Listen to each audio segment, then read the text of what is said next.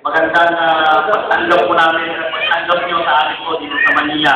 Kahit gano'n po yung kalayo, isa nabigyan nyo po kami rin ng nawala po kami ng pagod at dahil sa inyong pagkikita sa amin.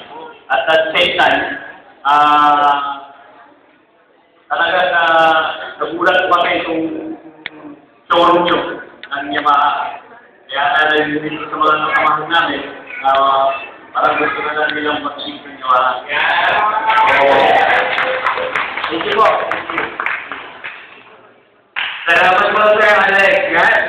So, kaya naman po, pinapakita namin, we're showing how Yamaha is different. How Yamaha is really different. That's why our contact is make it different. So, we can show it, you can see it in our shop, you can see it in our motorcycles, you can see it in our bikes.